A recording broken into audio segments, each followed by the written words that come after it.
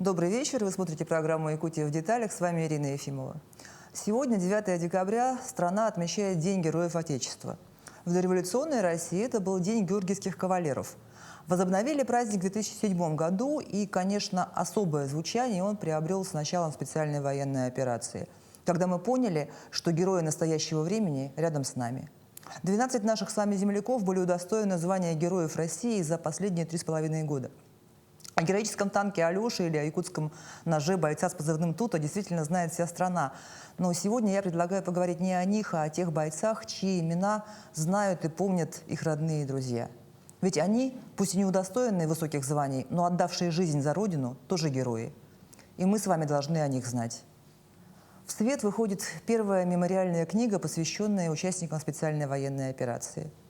Эта книга стала важным проектом, в который вошли трогательные воспоминания родных и близких, героев, отдавших свои жизни за Родину. Мы поговорим о том, как возникла идея создания этой книги, какие истории были собраны и какую значимость эта книга имеет для общества. Сегодня у меня в гостях автор, составитель мемориальной книги Розалия Макарова и президент СФУ имени Амосова, который поддержал этот проект, Евгения Михайлова. Добрый вечер. Добрый. Ну, расскажите сначала, с чего вообще, вот, Розалия Петровна, я знаю, что вы сами вдова участника специальной военной операции. Вот как к вам пришла идея создать такую книгу вообще? Я вдова погибшего Макарова Виталия Евгеньевича. Мой муж в прошлом году, в сентябре, погиб при штурме Угледара. Да? Идея создания книги, мемориальной книги памяти у меня возникла в декабре прошлого года. Да? Для нас, для семей погибших, вот такая книга, такой проект, это прежде всего увековечивание памяти бойцов, наших мужей, отцов, сыновей, братьев. Да? Это напоминание о том, что когда-то, вот, например, для будущего поколения, да, когда-то жили такие герои, которые отдали свою жизнь за мирное будущее страны. И мы в прошлом году, в декабре, объявили сбор в эту книгу, да? Сбор историй? Да, сбор воспоминаний, да. Так. Объявили до 1 марта, и в прошлом году мы вообще надеялись, что всего поступит около 100, где-то 90 воспоминаний, да. И 1 марта мы получили около 300 воспоминаний, и тогда мы подумали, что это уже не простая книга будет, да, это будет уже большой проект. Начали искать, да, на какие средства и так далее, да, и мы обратились. Вот я сама сотрудник университета, вот поэтому я обратилась, конечно, к руководству нашего университета, к Евгении Исаевне, да, и университет поддержал проект, да, у них уже была такая идея, да. И, идея да. была не наша, да. а идея была женщин. Женщин. Да, как-то вот отправной точкой служил форум женщин, да? Как это связано вообще? Ну, год Великой Победы, и в этот же год столетие первого съезда женщин трудящихся. Да. И получилось так, что мы, ну, не скажу, что по датам точно-точно, но март 1925 года и март 2025 года. Вот как раз столетие первого съезда. И вот на этом съезде мы проводили конференцию о роли, значит, женщин, гражданской, политической и социальной роли женщин, ну, уже в наше время. И вот на этой конференции были вдовы, были матери, которые потеряли своих сыновей. Ну и, конечно же, возник такой вопрос, можно ли, значит, каким-то образом увековечить, ну, в виде книги или в виде еще каких моментов. Ну, кто-то там открытки предлагали и так далее, даже были такие уже сделанные. Ну, вот 6 марта этого года. Ну и получилось так, что мы с Розалией Петровной встретились 7 марта, 7 да? Марта. Я проводила прием женщин. Была у меня, например, Альбина Алексеевна Винокурова, она из Нижнеколымского УСа, она потеряла своего единственного сына. Ну, были и другие, и вот Розалия Петровна. Ну, я тут же позвонила Степану Анатольевичу Саргадаеву. Ну, если ну, как мы тогда решили, по крайней мере, ну, 300 человек – это уже масштабы. Да. Да, и когда я позвонила Степану Анатольевичу, ну, 500 тысяч, да? Да. Сначала пообещал. Ну, это глава Чарапчинского УСа. Да, он председатель Совета глав Глав. муниципальных образований. Ну и получилось так, что они нас поддержали. И получилось вот первое наше издание. Книга построена как бы немного по географическому принципу, да, я так понимаю. Ну, там по улусам, да. Родина. Мгм. Ну, а так как у нас и в Конституции, и практически мы, ну, по крайней мере, те люди, которые работают с молодежью, прекрасно знаем, что в нашей стране основой государственности прежде всего, конечно, является патриотизм. Ну, вот исходя вот из таких моментов, мы с Розалией Петровной вот в этой книге написали о том, что эта книга прежде всего Имеет патриотический. имеет патриотическое направление, патриотическое воспитание. Здесь вот в этой книге собрана 241 история. И ну, всегда очень сложно про это говорить. Мы, например, с Розалией Петровной целое лето и рыдали, и плакали, и, конечно же, занимались редактированием и так далее. Но думаем, что поддержка главы республики, вот его обращение, Арсения Сергеевича, его слова, то, что он обращение женщин поддержал. И думаю, вот такая масштабная книга, прежде всего как летопись мужества якутян, ну, будем говорить, первой четверти 21 века, как раз рассказывается здесь о том, что какие у нас есть молодые люди, которыми, конечно же, прежде всего мы бы хотели гордиться. Здесь есть очень хорошие слова и Степана Анатольевича, обращение с благодарностью, и нашего ректора Анатолия Николаевича, народного депутата республики. Ну, практически вот начинаем с моего земляка Дмитрия Николаевича Егорова. Вот так интересно судьба, да? Он морской пехотинец. У меня папа тоже морской пехотинец. В годы войны был. 4 боевые медали, но отслужил от и до. С 1 сентября 1941 года после окончания техникума ушел и вернулся в 1946 году в августе. И ну, повезло. Трижды был ранен, как он всегда говорил, вот мне повезло. Но я не скажу, что здесь герои. Здесь вот Петр Александрович Киприянов, например, да, это из Орджоникидзевского района.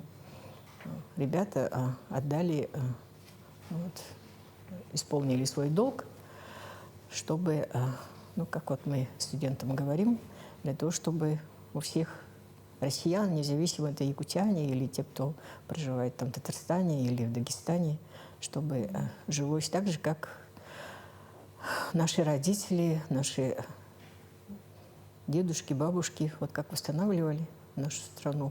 Ну вот примерно такое же вот направление. Мы постарались, чтобы родственники здесь рассказывали не только ратные подвиги, но и как учились, например, как в школе себя вели, какие оценки получали, какими кружками занимались, вообще как формировался человек. Вот, очень хорошее вот в этом направлении. Конечно, как педагог Розалия Петровна огромную работу провела с родителями. И были такие мамочки, которые, например, говорили, ну не могу я сегодня писать. Вот поэтому у нас идея тоже появилась, что надо и следующую книгу продолжить, например. Ну вот уже у нас собрано очень большое количество воспоминаний. Да. А как вот вы объясняете такой, вы говорите, ожидали меньше, получилось, вот что... Да. Чем вы это объясняете? Почему? Ну, каждая семья хочет увековечить имя своего героя, да? По-разному. Кто-то книгу издает, кто-то какие-то конкурсы проводит, да? Соревнования, стипендии, да, назначают. Ну, я вот так вижу, да, что все-таки книга — это навечно, да? Как говорил сам Владимир Владимирович Путин, да, что улицы это вот сегодня есть, и конкурсы тоже, да, сегодня есть, а завтра их нет. Надо вот уже думать над глобальными проектами, большими проектами. И вот как раз-таки мемориальная книга это и есть такой проект, я считаю, да? Не, ну вот я хочу тоже присоединиться, то, что говорит Розалия Петровна. Вот эта вот книга мемориальная, здесь вот эта книга, она уже не будет подвержена времени, например. Да. Ни политике, ни каким-то там историкам, наподобие этого Дюкова, о ком мы говорили, да? А здесь вот как раз все по-честному, все правдиво, все точка в точку. Практически очень интересная судьба. У родителей тоже было так это интересно прочитать, насколько наше было государство могучее, мощное. И сегодня мы все, ну, скажем, своими трудами, подвигами стараемся, чтобы все это дело дальше развивать, дальше поддерживать. И ну, вот. Я хочу напомнить зрителям, что мы работаем в прямом эфире, и задать вопрос моим гостям можно, позвонив в студию по номеру 8 41 12 42 14 39, или отправить текстовое сообщение в Телеграм на номер 8 914 235 0502. Но можно ли сказать, что это такой своего рода бессмертный полк, только на бумаге? Да, можно так сказать. Ну, я думаю, что это бессмертному полку как добавление, как бессмертный полк, он теперь уже в этой книжной такой истории. На самом деле бессмертный полк, так же как эта книга, это связь поколений. И, конечно, мы знаем, что с каждым годом ширится бессмертный полк. Все больше и больше и детей, и внуков, и правнуков присоединяется, начинает изучать историю. И очень бы хотелось, чтобы вот эта мемориальная книга, она тоже стала достоянием не только, значит, всех тех семей, но чтобы во всех школах, библиотеках, чтобы эта книга была. Вы нашей памятью хранимы и будете всегда живыми. Вот это название, оно у вас сразу пришло или вы над ним долго думали? Это название придумала Евгения Исаевна. Да. Ну, я так иногда пишу стихи, но основу мне дала Розалия Петровна, идею подала. Да. Ну, разные варианты мы рассматривали. Но я как математик рифмую. И вы ведь сами редактировали. Да, ну, обе редактировали, и нам наши коллеги помогали, преподаватели, вот как раз кафедры, где Розалия Петровна работает, филфак. Мы хотели бы вот поблагодарить Евдокию Павловну Никифорову. Еще кого? Евдокию Михайловну Поликарпову, Якутовед, да? Якутский текст. Здесь на двух языках. На двух на языках. русском и на есть, якутском. русском и на якутском. Да. А каким тиражом издание выходит? Ну, 1245 получилось. Мы вначале хотели только 500, да? Да. Но потом уже получилось так, что желающих приобрести эту книгу Ну, то есть тоже получается, что появилось. она будет и и в в библиотеках семьях, будет. и в да. библиотеках. Да. А вы же за время работы над книгой наверняка вы же пропускали через себя все Конечно. истории, да? Да, но я же сказала, мы все лето плакали. Что было самым сложным в работе вот над книгой? Эмоции. Эмоции, Прежде конечно. всего, конечно, управлять эмоциями не только своими, но еще и, конечно, родителями, матерями, вдовами. Совсем молодые парни. Вот, например, Николаев Сергей, да, из Вербеновского вуза. Едва только 19 лет исполнилось. Он погиб в 23-м году. Миняков Петр тоже 19 лет, да, погиб. Совсем молодые ребята. Это вот самые молодые герои. Да, это самые молодые. Большую помощь нам оказал, конечно же, и Владимир Иннокентьевич Сыромятников, это типография имени Гагарина, главный редактор Александра Алексеевна. Потом мы бы хотели поблагодарить, ну, вообще и, собственно, родителей, которые вот так доверились. Ну, Ну, там ведь фотографии из архивов, я вижу, из семейных. Конечно, да. И большую работу провел и военкомат, новый военком. Да, и практически, ну, можно сказать, со всех сторон книга выверена в части того, чтобы и даты, и ошибки, чтобы как можно меньше было. Но мы авторские родных Да, сил оставили. не меняли, старались оставить как есть. То есть живую Да, речь, ага, да, тоже, эмоциональную, как она Ну, как есть. родители, да, написали. Хотели еще и электронный вариант сделать. Вот теперь не знаем, где это будем теперь размещать. Тоже проблема. Ну как, ну, какой-то сайт. Ну, Национальная библиотека писала. Можно к ним обратимся. Мне кажется, это должен быть отдельный сайт какой-то, вот, действительно, куда можно добавлять истории. Вот, кстати, вы же говорите, что работа будет продолжена, Да. что было больше 300 откликов. В книгу вошли не все. Да. Кстати, как вот отбирались истории для книги? То есть тут какая-то редактура Принцип-то была? простой, по алфавиту, и кто как бы раньше подал, и у кого материалы были готовы. И документы мы проверяли. Тоже, Но да? после того, как нас поддержал Ясин Сергеевич и Степан Анатольевич, Анатолий Николаевич, конечно же, мы написали письма всем главам, попросили, чтобы их комитеты, у кого советы, у кого центры, чтобы практически тоже взяли, ну, весьма сначала такую сложную работу, которая касается, чтобы, если не каждая семья готова раскрыться, например, отдать фотографии и так далее, чтобы они эту работу проводили. Ну и Розалия Петровна проводила, но иногда я. Приходилось убеждать кого-то, что вот Нет, нужно? такого Ну, не было. сильно нет.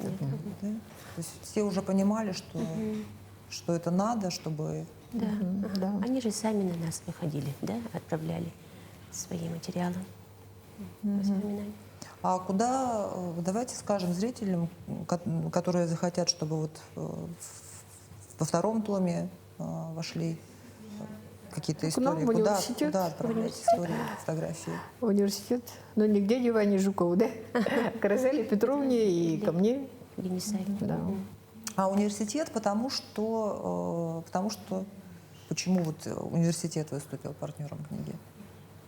Ну, я скажу, что это не только организаторская работа, да, организационная, но это еще и интеллектуальный труд.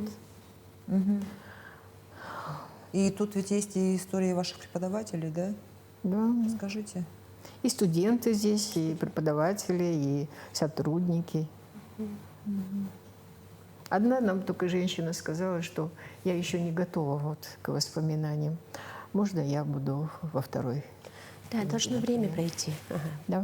Ну, почти от полугода, например. От 6 месяцев, да, они начинают уже думать об увековечивании памяти и так далее. Потом университет занимается же не только вот, скажем, такими серьезными вопросами.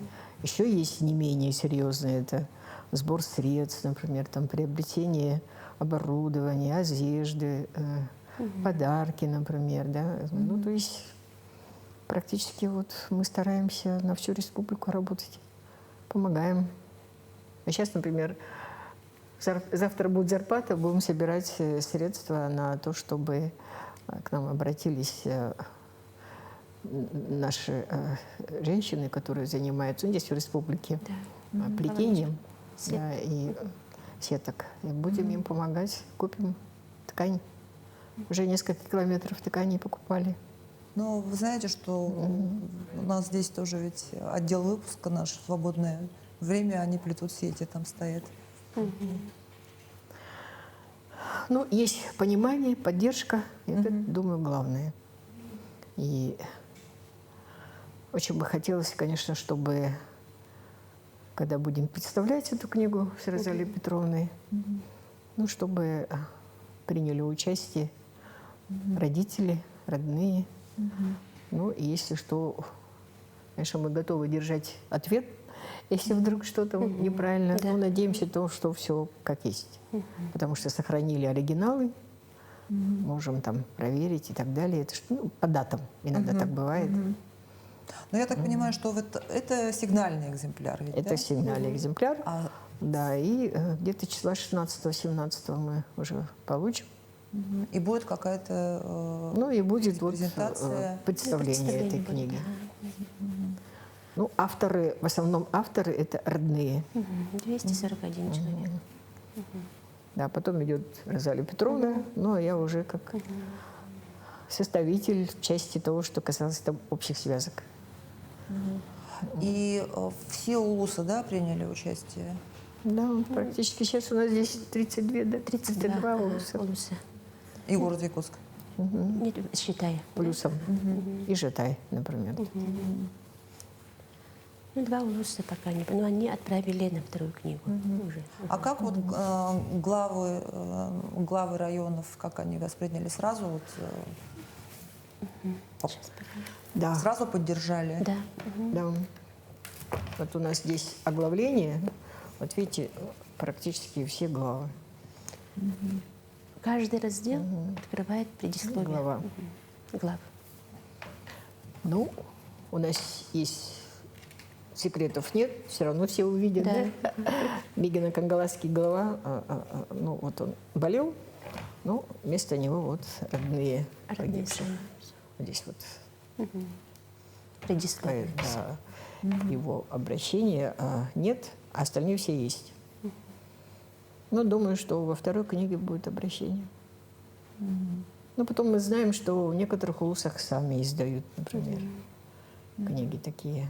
Ну, может быть, там и материала больше и так далее. Но это республиканского значения Это получается. Да, это вот масштабы уже другие.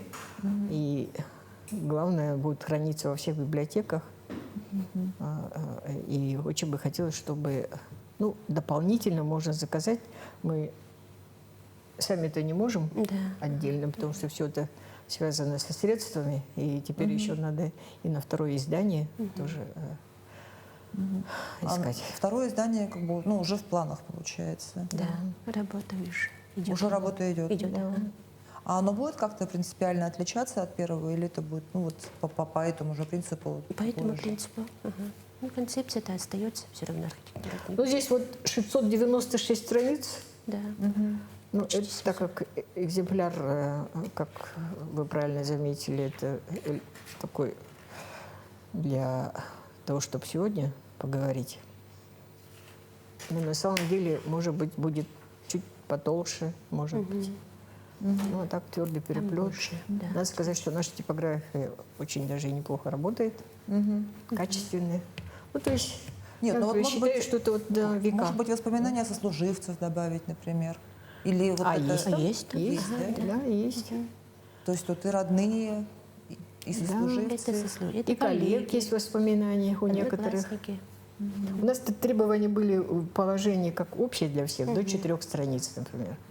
Ну, некоторые написали 2 страницы, а некоторые Больше, да. больше, например. Но мы не ограничивали. Фотографии здесь тоже не ограничивали. Хотя вначале тоже писали, чтобы было, там, скажем, не более 3 же, да? Да. Но вы сейчас вот видели, мы, ну, когда вот такие групповые, мы постарались там Закрыть лица. закрыть лица тех, которые вместе с ними служат. Ну, чтобы не было никаких там эксцессов. Ну, вот они сами, например, в масках. А так получается, что если кто-то присылал больше текста, вы сокращали? Мы не или нет? сокращали, То нет. есть Не как? сокращали, Нет. как? Да. У нас прав на это нет. Ну, по крайней мере, я считаю. Вот так, например. Уже те, кто смотрел, спрашивали у нас, а почему вы вот закрыли? Ну, Ну, с военкоматами это все было да. Ну, мало ли. говорено. Может быть, вот какие-то истории особенно запомнились? История имеется в виду гвардии рядовых. Да. Ну, вы же сами в самом начале назвали наших героев. Вот мы решили так, что вот в этой книге материалы у нас были готовы на 2, на Егорова и на Киприянова, вот, которые здесь Ну, а следующий, второй у нас, мы, возможно, начнем с Туты, да? Да. Мгм. Ну, Тута живой, но герой. Герой. Ну, мемориальную Мемориальная книгу. книга, но вот Ну, тоже ну, как думаем, предисловие, да, как Нет, это может сделать. быть, он Может быть, его обращение, может быть, будет обращение, да. предисловие, да. Я же и не сказала, что такое. Да, значит, он может открыть второе издание, например.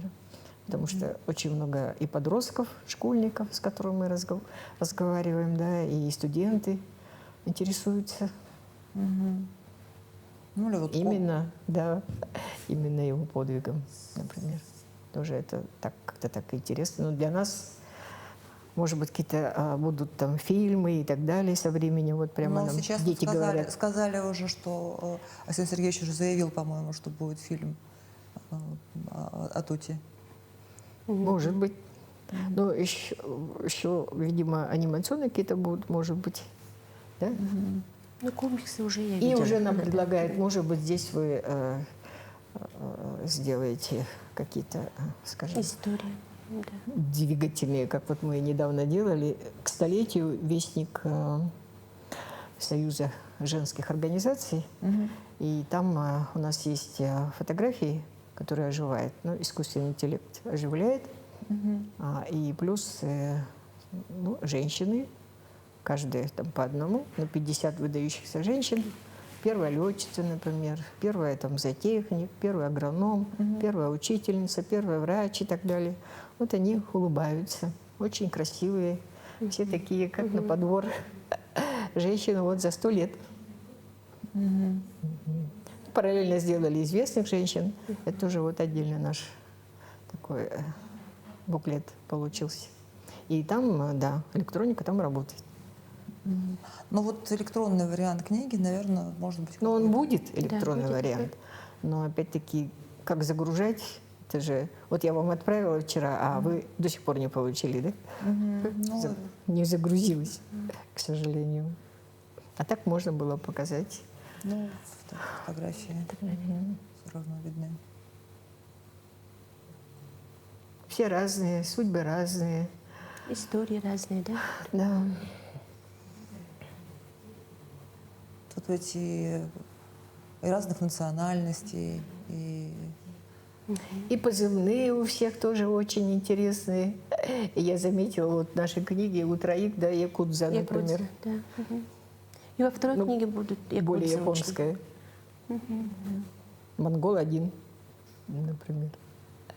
и очень много позывные берут ведь по своему По родному, месту, да, Да, по по месту месту. жительства, по месту рождения. по родному улусу или по деревне, откуда родом.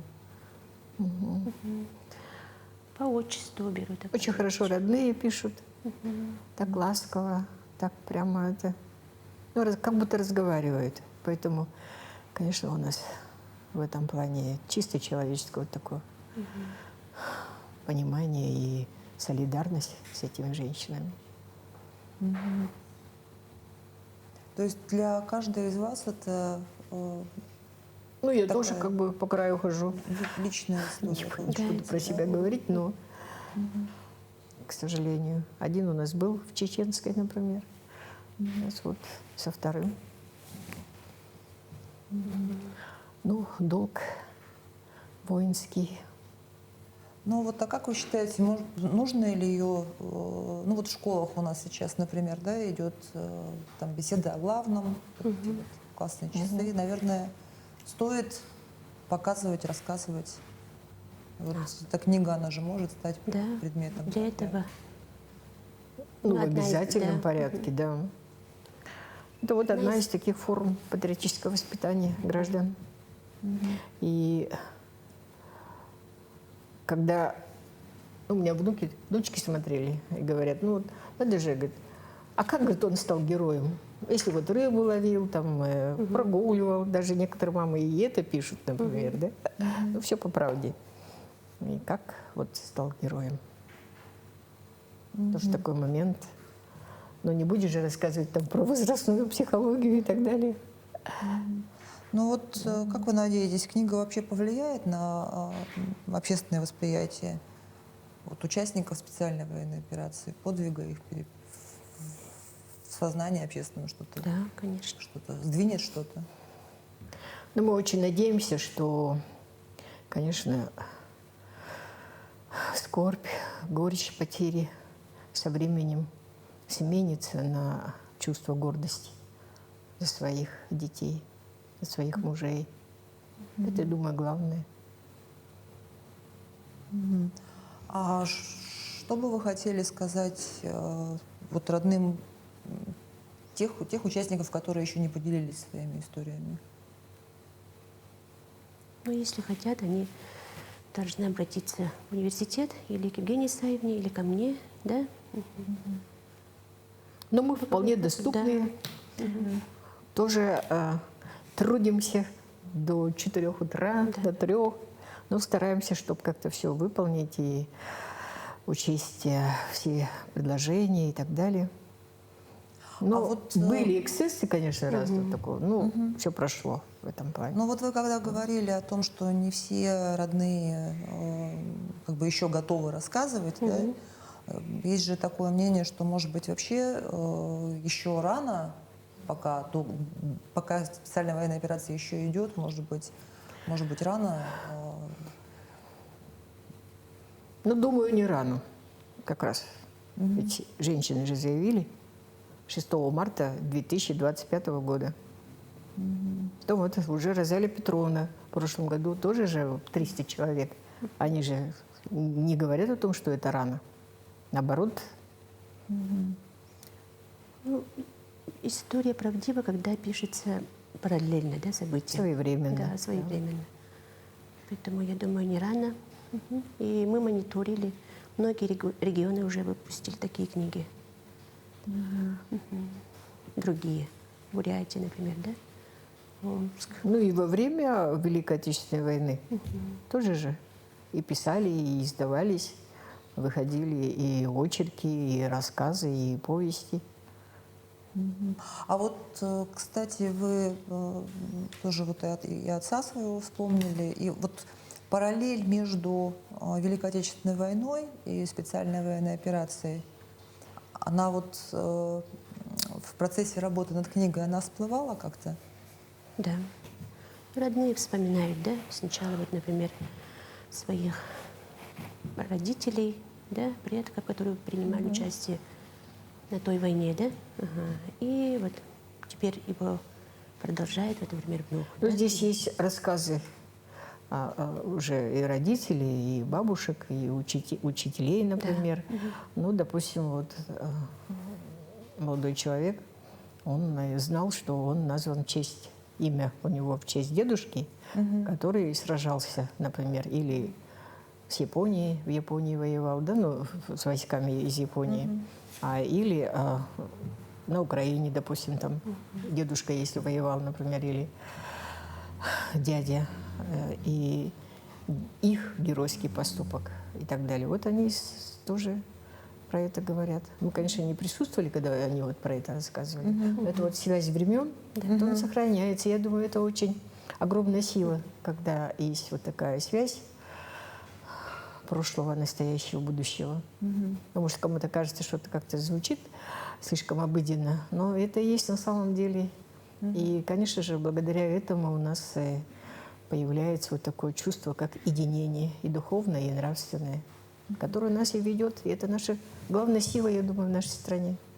Спасибо вам за этот разговор. На этом выпуск программы «Якутия в деталях» подошел к концу. С вами была Ирина Ефимова. Смотрите нас по будням в 19:15. Расскажем обо всем в деталях.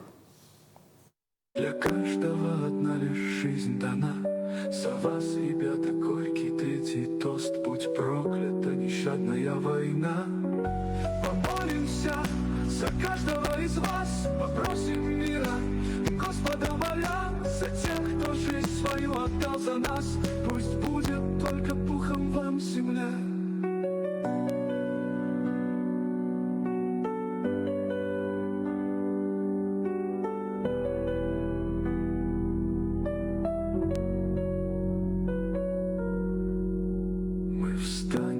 Глядя в небо и без слов, для каждого одна лишь жизнь дана. За вас, ребята, горький третий тост. Будь проклят.